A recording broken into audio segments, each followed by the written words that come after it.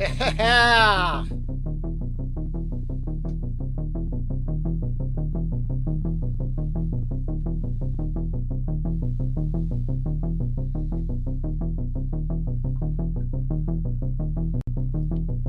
I am here.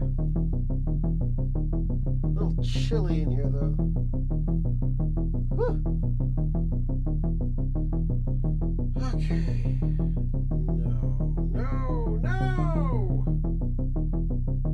66.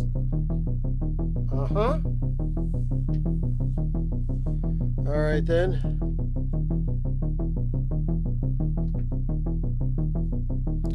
Might as well put myself on the screen. Let's get going here. Can we even see? No, we can't see the synthesizer. Let's push this a little bit out of the way. Okay. All right, let's make some noise. Get this started.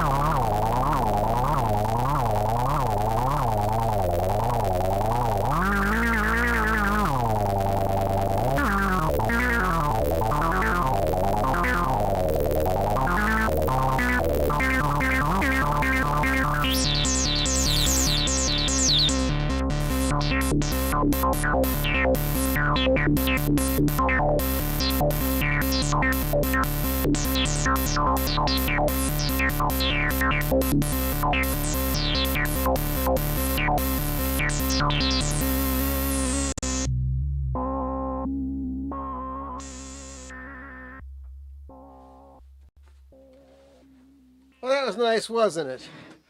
Well, good evening, folks. Hello, everybody.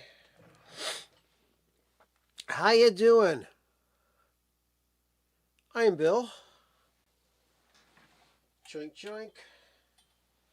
And this is Bill's Box of Sound. Let's make sure I got the lighting proper here. Ooh, there we go. All nice. Nice and clean. Well, folks, how have you been? It's another Saturday night. And we got folks in the chat room. This is Bill's Box of Sound. Johnny Fradley. Hello, sir. Paul Ayers. Good evening. And yes,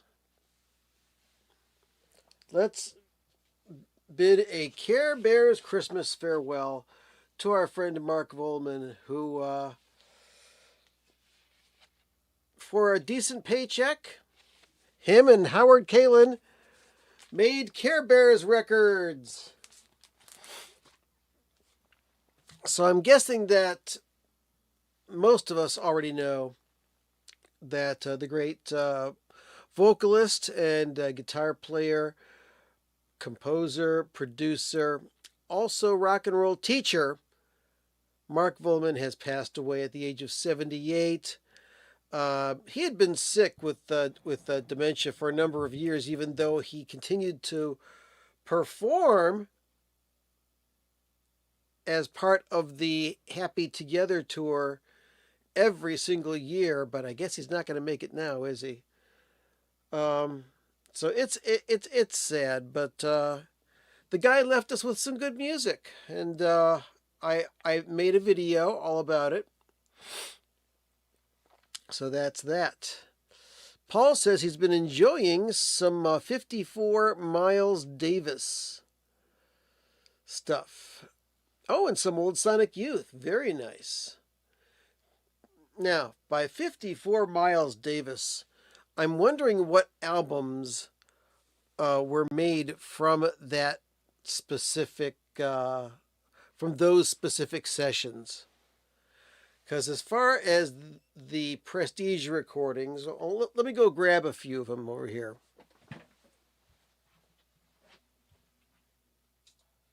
Prestige.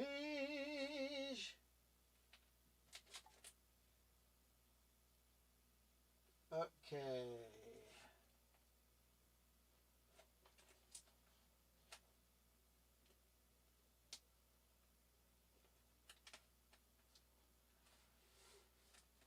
We're going to start looking at some Miles Davis records. Let's see, the All Stars Volume 1 and 2. So, let's see. Probably wasn't this. Let's see. There's Walkin'. This is a very poorly engineered mono reprocessed for stereo record, but it's really good. Let's see. Got Cookin' with the Miles Davis Quintet. This is one of a quartet of albums that were recorded in a couple of days to fulfill his contract. We've also got Bag's Groove here. That's a great record. We pull a couple more of those.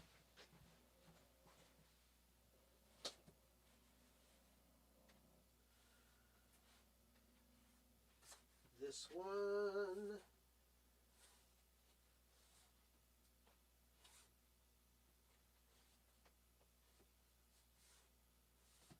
I'm working on it. Working. That's a good album title. Okay. There we go.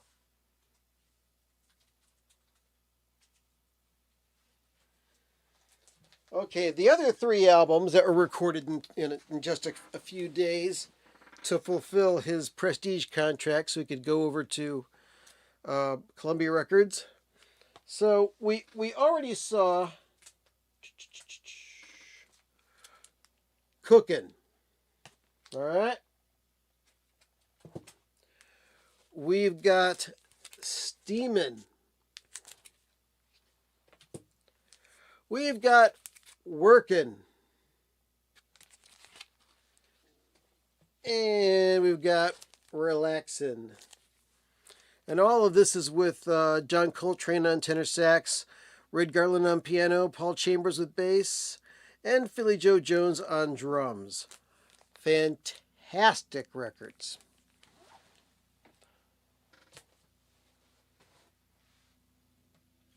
So, before we can move any further, you know what time it is. It's time for ASMR with Diet Coke. Got the window open. You might be able to hear a plane in the background. Sounds like a prop plane.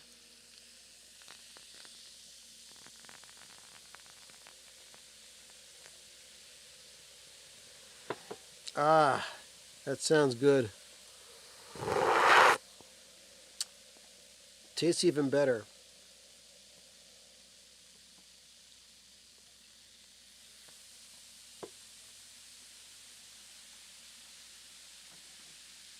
And of course,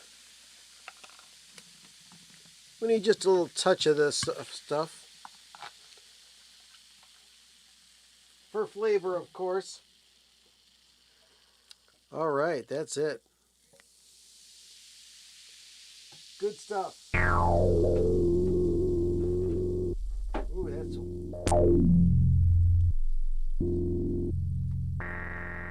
that's a neat noise. All right, then. Stir this around a little bit. Good, good, good, good, good. All right, so not much going on with new records this week. But there is one new record that I got. I made a video about it. And I just finished doing some ultrasonic cleaning of this record. You know, it's very important to make sure all of your records are clean. Even the brand new ones. When you get a brand new record, before you play it, you should clean it. Because records are manufactured in dirty pressing plants. And lots of dust can get on here. And also, a lot of times, you'll pull a brand new record out of a sleeve, and there will be all sorts of little flecks of paper stuck to the record from static electricity. You got to clean that stuff off.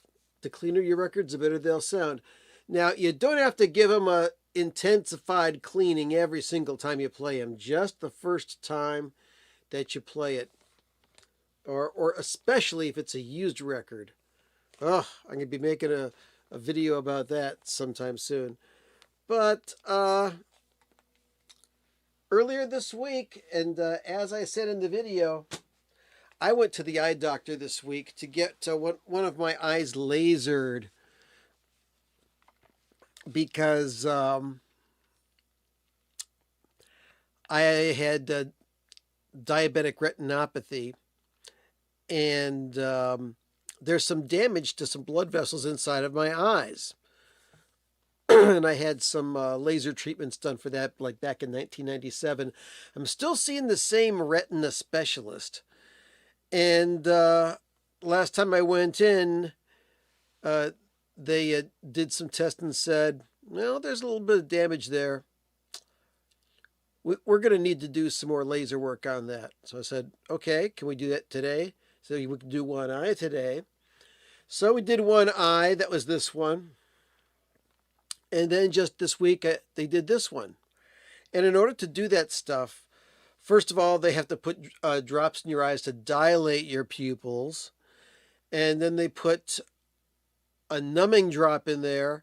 And then they put this big ass lens smack dab on your eye with lubrication on it.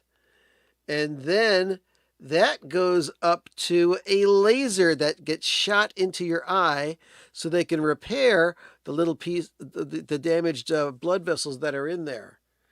It's crazy. I mean, I still see best without my glasses.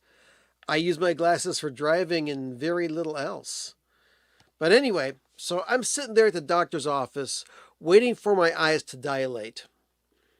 And I look at my phone and there's this ad for this album right here, Independent Worm Saloon by the Butthole Surfers, or just Butthole Surfers. And it's like, I want this album so bad, but it costs so much. So I'm very glad that I picked this up. It just came in the mail this morning. One of the records is on blue vinyl. And the other one is on what they call gold vinyl.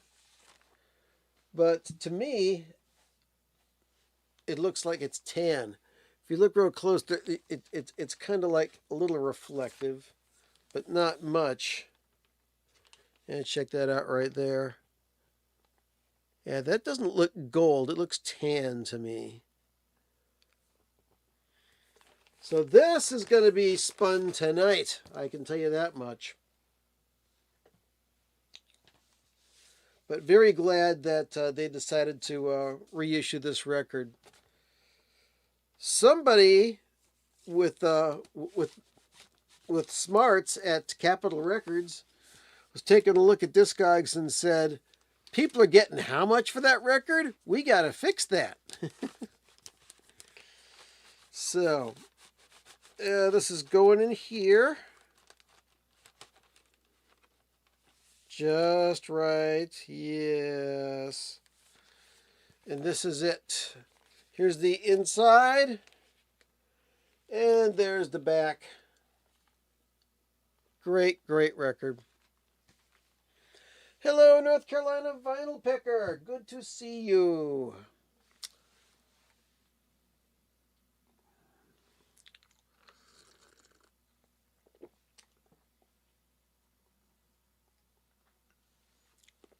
So, since the death of Mark Volman yesterday, some information has popped up. And like I said, he had been diagnosed with Lewy body dementia in 2023. And I guess that he suffered from another illness that had just quickly onset him, and that's what killed him. And today, his attorney went on Facebook and he had this thing where he said, and I quote, this is from Mark Volman's attorney. "I am sorry to report that my longtime friend and client, Mark Volman of the Turtles, and Flo and Eddie, and a couple of years in the Mothers of Invention, has died at the age of 78. Always funny, always upbeat, and a spirited and inventive performer. We will miss him greatly. One of the few 60s bands to own their own recordings after getting them back in 1971 from White Whale Records after a difficult lawsuit, Mark and bandmate Howard Kalin stepped up and set an example for decades, standing up for the rights of musicians in various legal actions, which had a great impact on the progression of the law in several different areas, including sampling and the eventual protection of 60s recordings under the Music Modernization Act. And the eventual protection, and as if it needed to be said, Happy Together is a masterpiece of 60s pop. It will continue to be loved by all because, like Mark, Howard, and the Turtles, it just makes people feel good. Thank you, Mark, for your 60 plus years in music. My deep condolences to the Volman family and to Howard, of course." So that was a statement from Mark Volman's attorney. So, yeah, sad to lose him. Now, there's another Zappa bandmate who is ill. He is not dead, and as far as we know, he's not going to die. Okay? But Robert Martin, also known as Bobby Martin, has been performing with the band from Utopia, which is a band that mostly consists of ex-Zappa band members. And this was a complete surprise when we first heard the rumor that he had fallen ill. It's like, wait a second. Robert's a health freak. He is all about nutrition and exercise, proper diet, and he preaches it to people. He's a very fit-looking person for somebody in his 70s. But I guess something happened to him. The rumor that I heard was that he suffered a massive stroke. But I can't get any verification on that. So I do not know what the truth is about that. But Robert Martin has been taken ill, and at this point in time, he is unable to perform music, which is a shame because he's fantastic. You can hear him on records. Let's see. he was in the '84 tour, and I think he was with Zappa since '81. I'm not completely sure. Let me pull out a couple of '80s records here. Like for example, let me take a look. I don't think he's on Tinseltown Rebellion. But what about You Are What You Is? Let's take a look at that.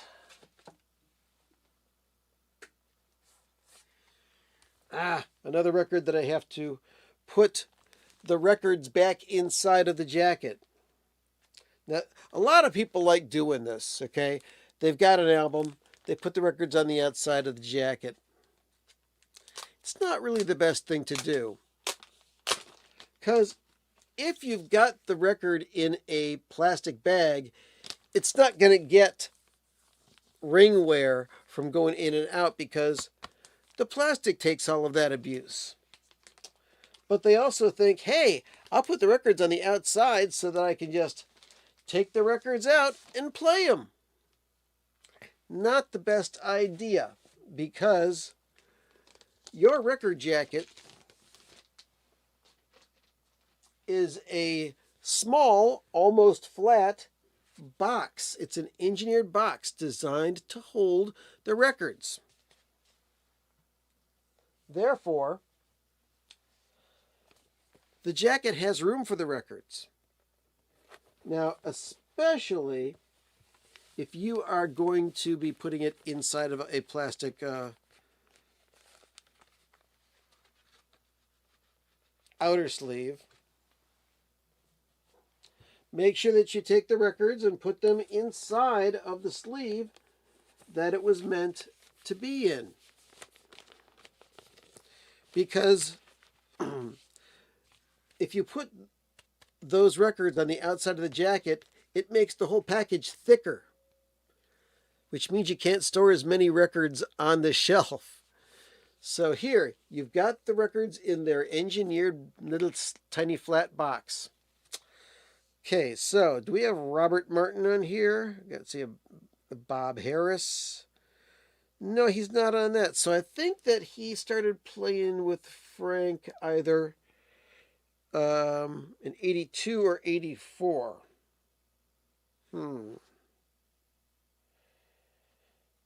Yeah, because this album came out in '81. This is You Are What You Is. Great record.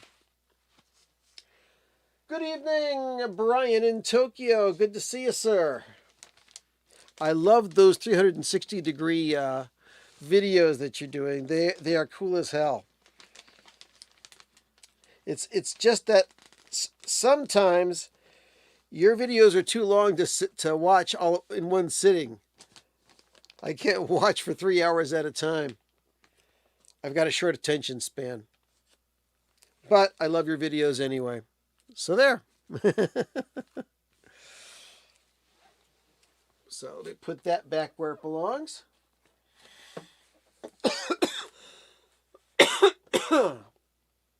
The weather's getting cooler, but it's humid and my throat is getting choked up.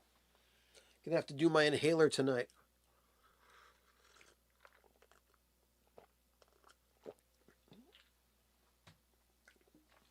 Now, basically, that's all the stuff I have to talk about tonight. Good night, drive safely. No. We will find stuff to talk about.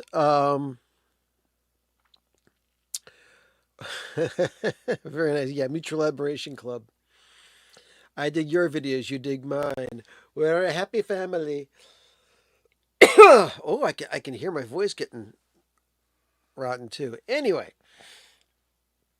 so what do you folks want to talk about? Do you want me to pull up my incomplete Gentle Giant record collection for the umpteenth time?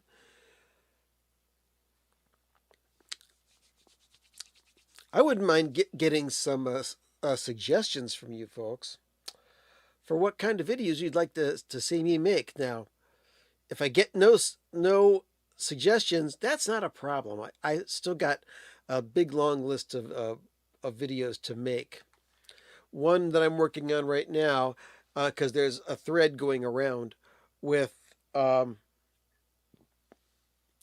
25 great records from the first 25 years of this century.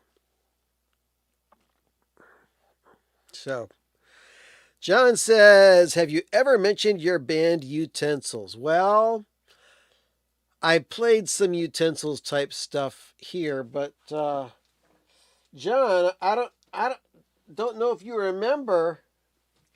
There's another band that came after Utensils that I made a record of, and that's Spudlock with the album Meh, and you can buy it yourself. It's in stock at several record stores around the area, including the Vinyl Groove and also Mistake by the Lake Records, which, oh, yeah, I went out to Mistake by the Lake Records this week, bought a couple albums, so I do have some stuff to show to you. Haha. Let's see. I pull out all my Turtles albums. Okay. Here's one that I got. The Sonic Youth, part of the SYR series. They made like a whole bunch of records. SYR1, SYR2, 3, 4, 5. And experimental stuff. And every single one of these albums had their liner notes done in a different language. Let me pull out some more of these.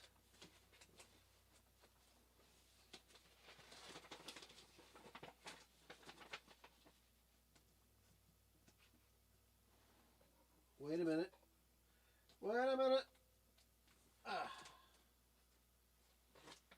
Okay. That's 9. 7.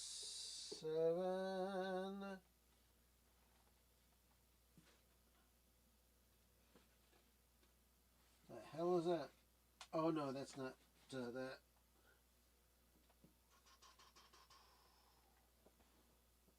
Okay.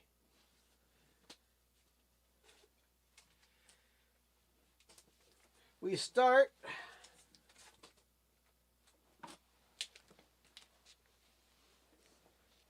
Yikes, Paul just wrote a novel. Okay. We've got number 1 in the series. And each one is in a different language. Let's see, Perspective Musicalis. I believe that, I don't know, is that Italian or they do very unpopular languages with this here. Then I've got that number 2 that I just showed you. This one here, which I believe is in, I don't know what language that is. Preparation. Number 3, which is in, this is in Esperanto, I believe. I bought this at Amoeba Records in Los Angeles, their older location, for only $8, believe it or don't.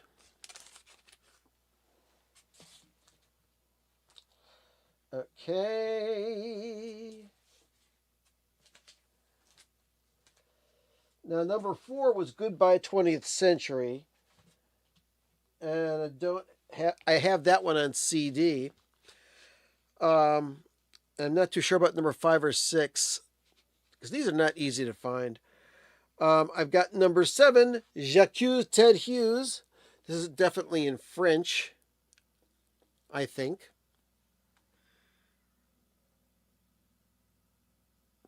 Possibly. There's like 2 tracks on this little EP. And let's see here. I believe number 8 was the only one that was not released on vinyl. And here is number 9, which is a score to a movie. Simon Werner et Disparu. And that's interesting. It's got this little thing with like Sonic Youth stickers or decals. Also has a download card here. All right, so let's take a look at what Paul wrote. Pardon me.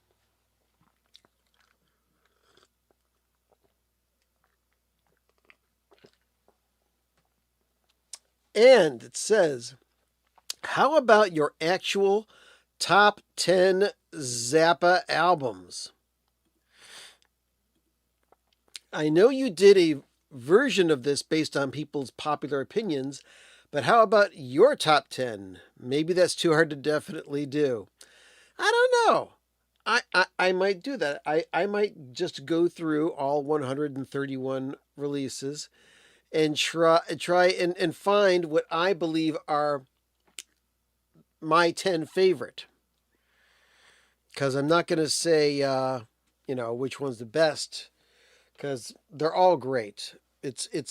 I mean, the scope of Frank Zappa's genius, as far as I'm concerned, just can't be explained. It just keeps on going, and we keep on finding out more about it as time goes by.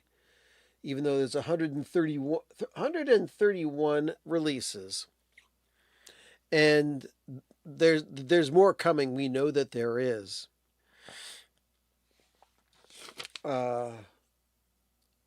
It's kind of hard to say which ones are my favorite.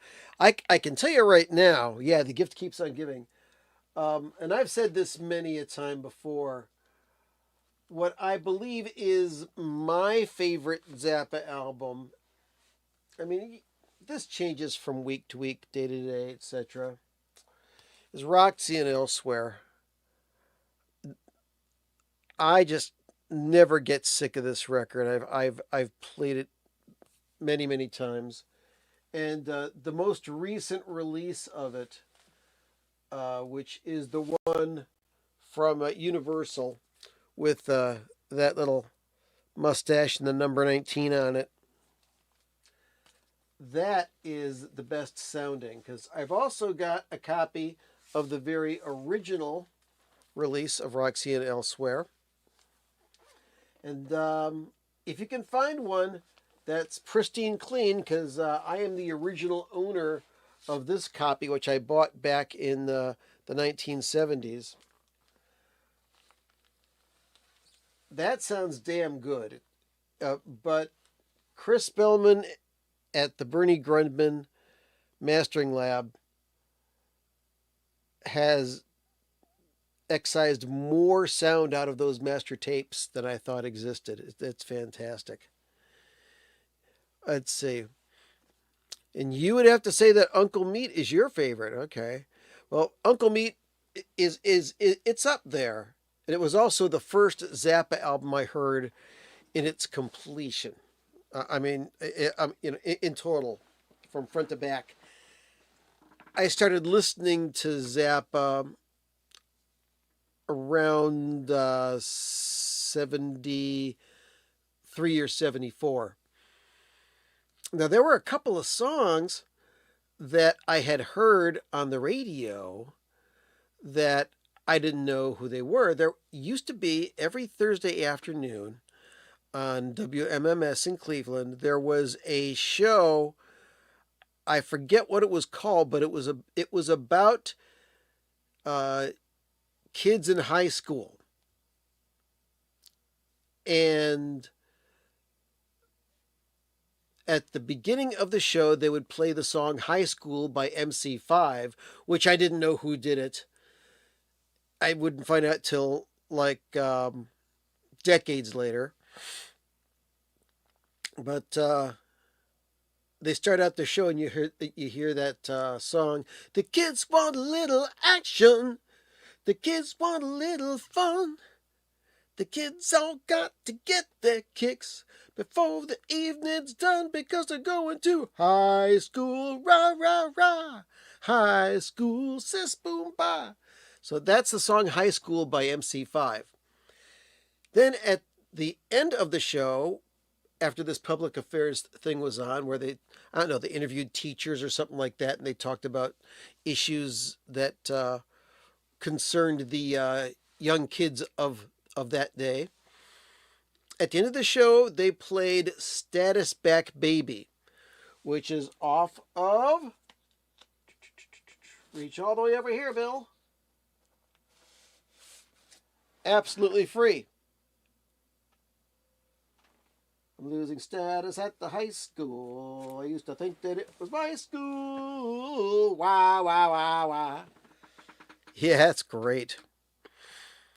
So, yeah, Hot Rats is very high on the top. And, ooh, Brian says, for comps, I love You Can't Do That on Stage Anymore, Volume 5, and the Lost Episodes. Volume 5, is that,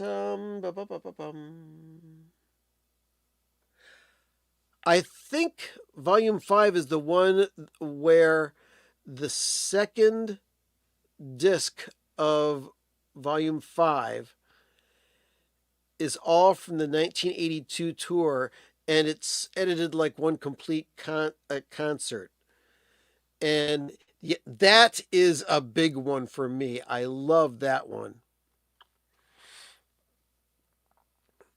And I guess that was one of the first albums that Frank had the option of mixing the whole thing and editing it digitally, where he could make seamless fades between two files, because it was the infancy of digital editing. And yeah, I agree with you. Volume 5 with the European tour from '82 is absolutely fantastic. It's like, it's so good you barely listen to the first disc in that. Let's see, and also the Lost Episodes, Strictly Commercial, was a gateway drug. Cool. That's it. There was one other record that I bought.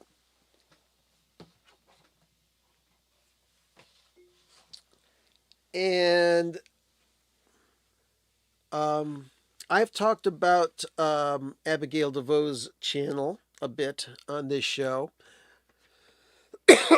Abby now has a side gig at trackingangle.com. She does reviews. And one of the albums that she just reviewed and was published is this album, Argus, by Wishbone Ash. And I found a copy of this. It's an old copy, and it's not even a gatefold copy. Found this for $5 someplace, and it's really great condition. So I picked it up because I'm not that familiar with this record. But I know that this is kind of like an early progressive rock masterpiece to a lot of people.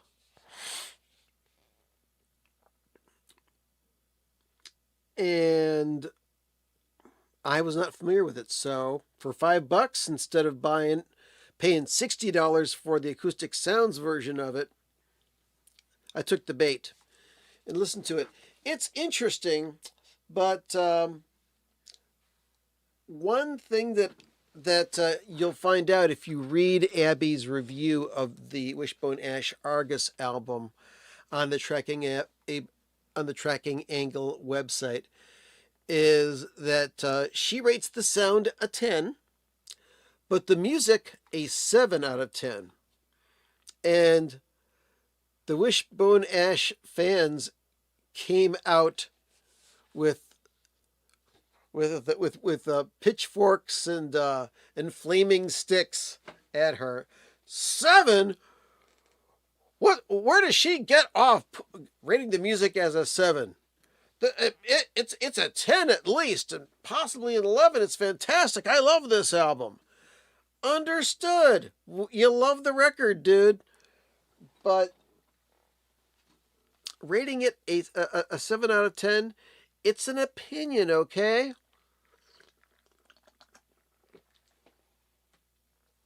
Now, is this kind of a cult classic? Yes, absolutely.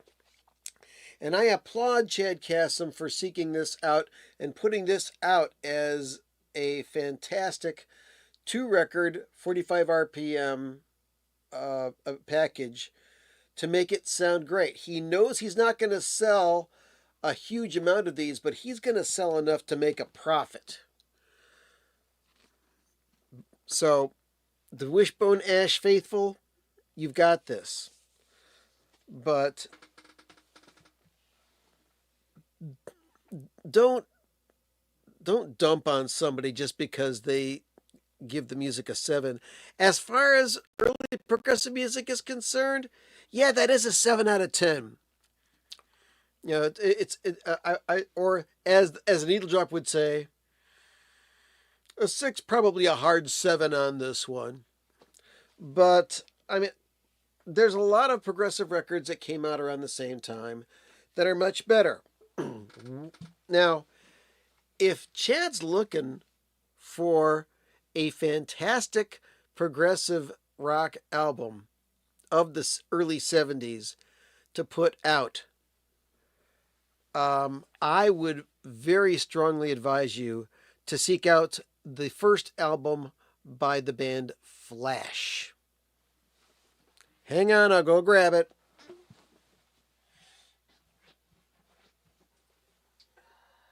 Let's see.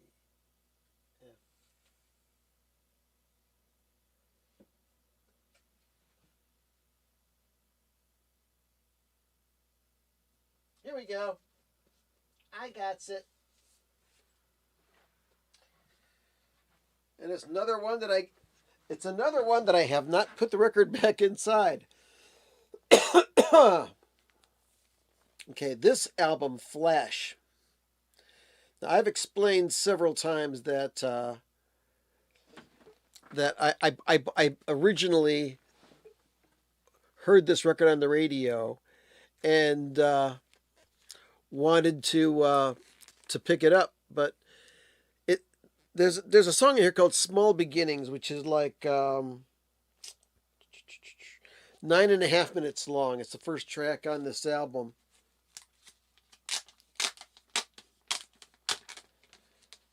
And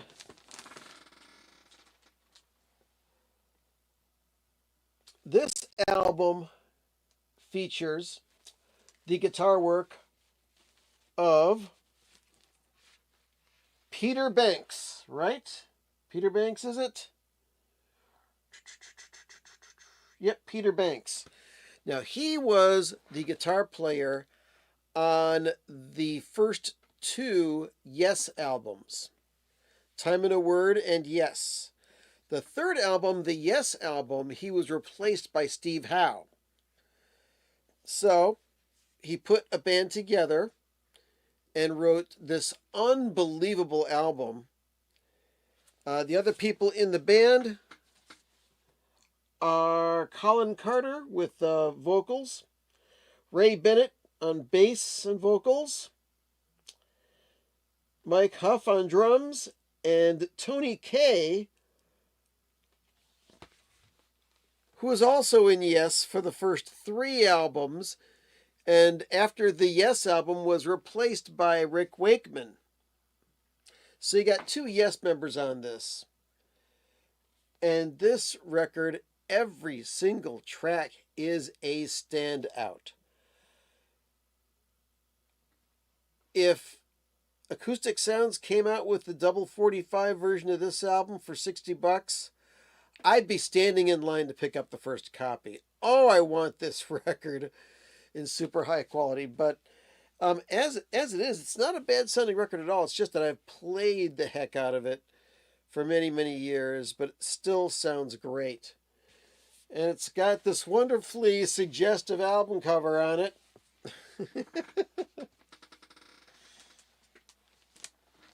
Their second album was pretty good too, but nowhere near as good as this one. And the third Flash album, which was called Out of Our Hands, really was lukewarm at best. Hey, Thumbfinger, good to see ya.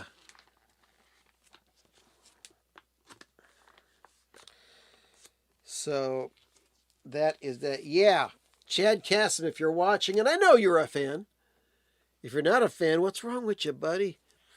Yeah.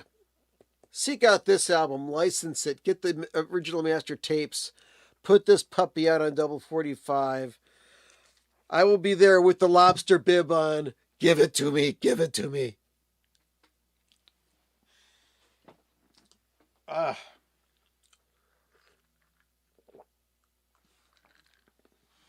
Also, recently picked up something that was recently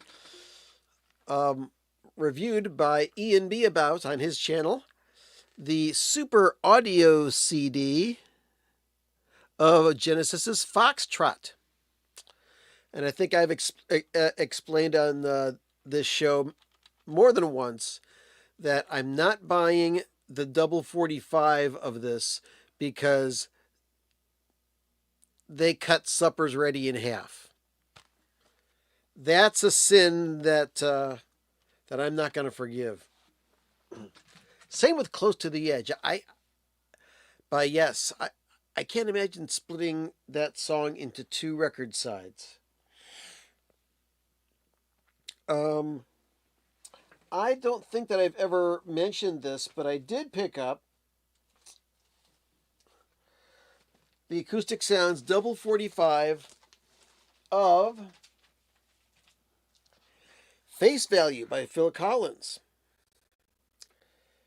And as expected, this sounds great, but original pressings of this on Atlantic Records, they sound great as well.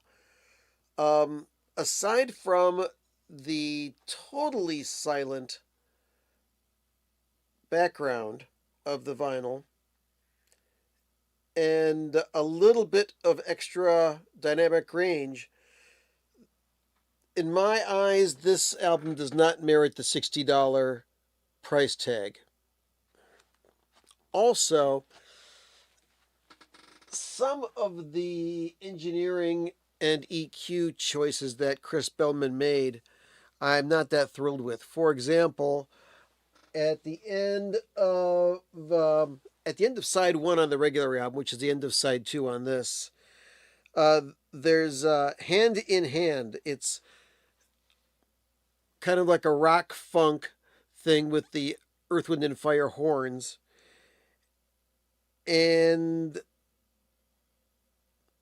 the sounds of the horns on there, he emphasizes the highest register of the sound spectrum of the trumpet, trombone, and saxophones. As a result, you hear more of the overtones of the horns than the actual main frequency or the main note that they're playing. So, yeah, while this is a great album, and it's always been my favorite Phil Collins solo album, I really don't think that the Analog Productions treatment really does that album justice. Give me an old copy of it any day. So that's what's going on with that. Let's see, 10 minutes left here. What else is going on? I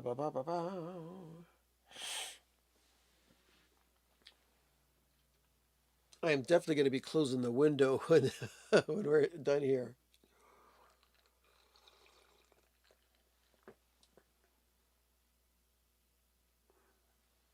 So, important programming note.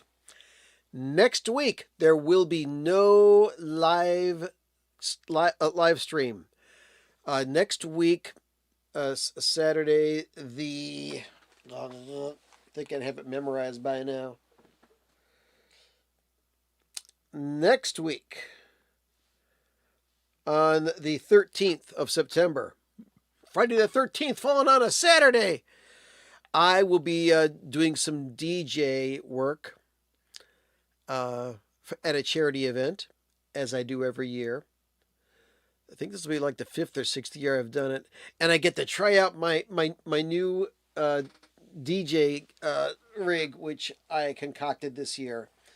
I got rid of the old-fashioned double turntable style mixer, and I got a compact mixer that I can just Velcro into the box. And I've got everything wired in there. All I got to do is take my laptop, pop it in, plug it in, and boom, I've got my DJ system set up. I'm very... Mowgli, you're late. Start over. Jesus. All right.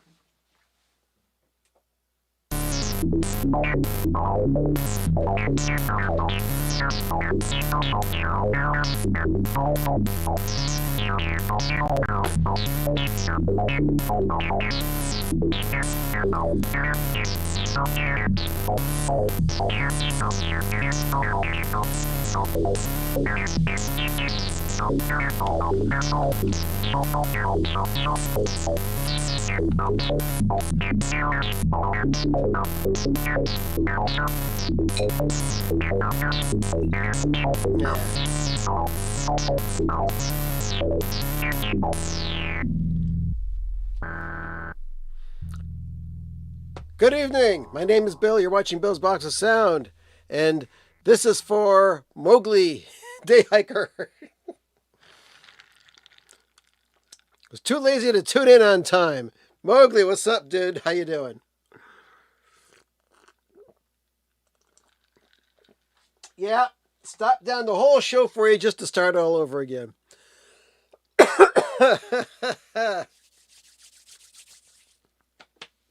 So anyway, yeah, next week I've got a DJ gig.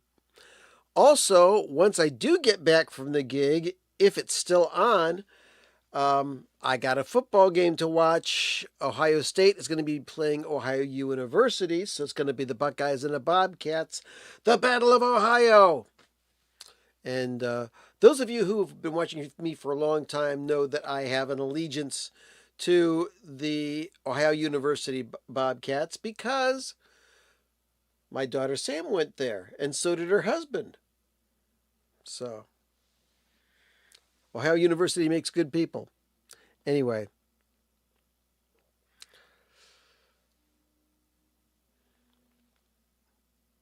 Quartet, quintet, whatever.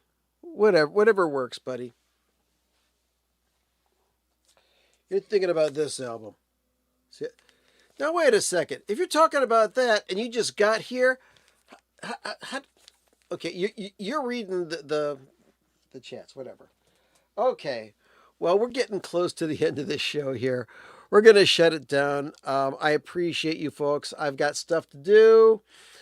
I got to see a man about a dog, got checks to cash, food to eat, etc., etc., and other things. Oh, dear. Okay. So, all right. Be kind to one another. Have a great week, people.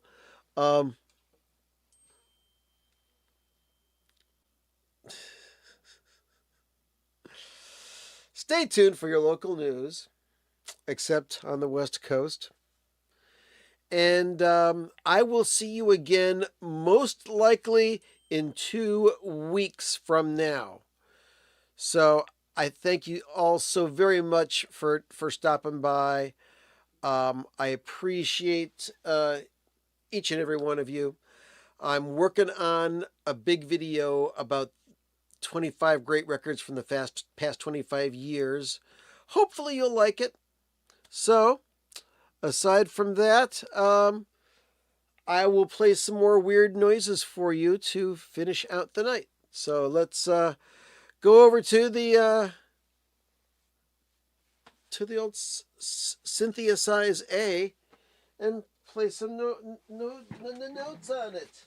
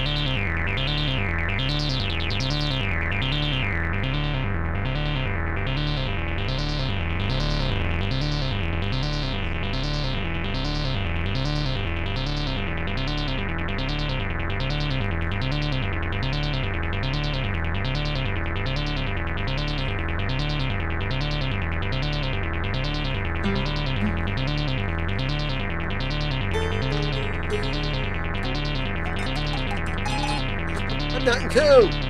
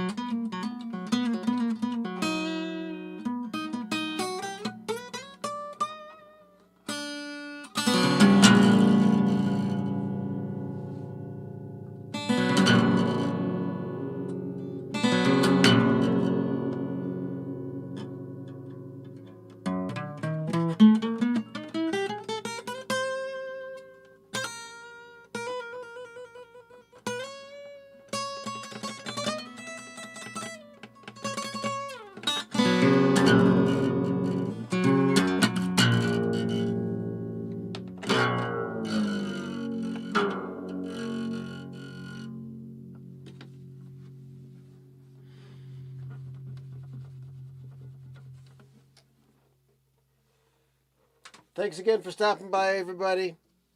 Had a great time. Hope you did too.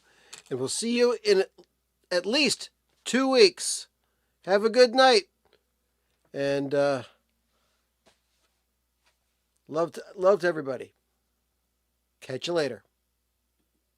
Go listen to some music.